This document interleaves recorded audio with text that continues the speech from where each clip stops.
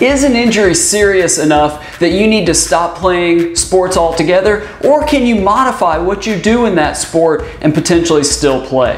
I'm Dr. David Geier, orthopedic surgeon and sports medicine specialist, and I provide education and commentary on all sorts of sports and exercise injuries, injury treatments, and injury prevention for athletes and active people, probably much like yourself, so that you can stay healthy and perform your best. One of the common sports where we see overuse injuries is baseball, especially at the youth level. You know, kids, pitchers really get this problem where they do the same motion, pitching over and over and over again, hundreds of times a week, thousands of times over the course of a season, or certainly over the course of a year. But they get overuse injuries of their shoulder and elbow. And the question is, if they start to develop a problem, or maybe they develop a serious problem, do they need to be shut down completely, or can they do, basically modified activities? And so in today's Ask Dr. Geier video, I'm going to answer that specific question about a stress injury to the elbow. Okay, James asks, my 15-year-old son who plays baseball had an MRI recently. The doctor stated the radiologist commented on the stress-related edema in the olecranon without a fracture. Can you please tell me in easier language what this means? He also said it was a mild case, and he wasn't surprised because he doesn't pitch all that often. Does this sound minor to you? Can he still be playing baseball but just not pitching? Things like hitting, fielding, throwing from second base, etc. Well, that's a terrific question, and James, I'm sure he's concerned, I'm sure you're concerned as a parent, and it really is a great question to ask. The first part, in case you're wondering, let's talk about what the olecranon is. That's the bony tip of your elbow. It's a fancy word, I realize, but that is where your triceps muscle and tendon attaches to help extend your elbow. And you can see in pitching overuse injuries of that bone with the late follow-through, basically ball release, late follow-through phase of throwing. It's not at the upper phases, the late cocking and early acceleration, where you can get sort of Tommy John injuries. It tends to be as you go to ball release and through your follow-through. And very often it's going to hurt right at the tip of the elbow or just past it, but it's going to hurt there as opposed to the outside or the inside of the elbow like we see with some other injuries.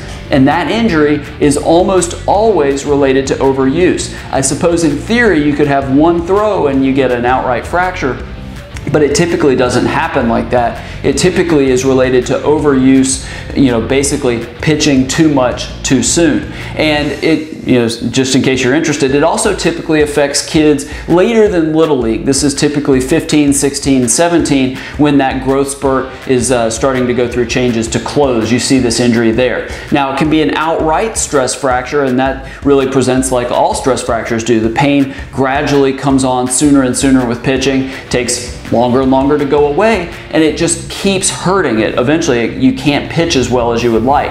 Now, it can just be pain there early that hasn't progressed to a stress fracture. It could be like a stress reaction, and that's what it sounds like James is talking about, where you get an MRI, the x-rays would be negative, but you get an MRI, and that shows some edema or swelling within the bone that hasn't progressed to an outright fracture.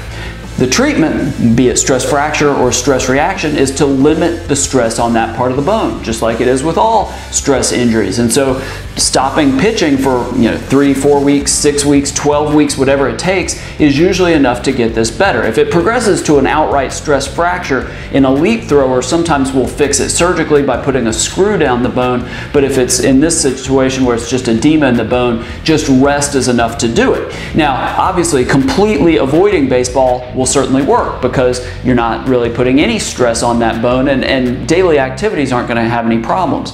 But if you did activities in baseball that don't involve throwing, maybe you're a designated hitter and you just basically go into bat, or maybe you just play first base where there's very little throwing, you may be able to get away with that. Second base does have some throwing, but not to the level that pitching and catching do, so that might work. So I think there's a lot to figure out. I think that generally you can't go wrong by taking a period of rest. and getting it to heal for sure, wait for the symptoms to go away, and then get back to sports. But you may be able to modify your activities, again, minimizing whatever the activity is that caused the injury in the first place, and then you get back to play fairly quickly. Now, have you suffered an elbow injury in baseball or in some other sport, or maybe it's just a stress injury of other parts of your body?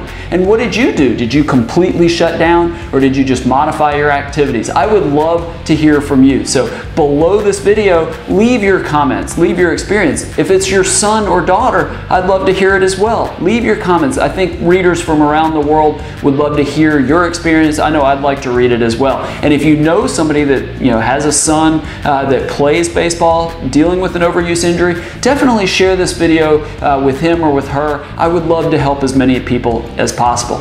Now, if you like videos like this and you want more information on sports and exercise, injuries, injury treatments, and injury prevention, I record a couple of these videos every single week. So subscribe to my video channel and they'll be delivered directly to you.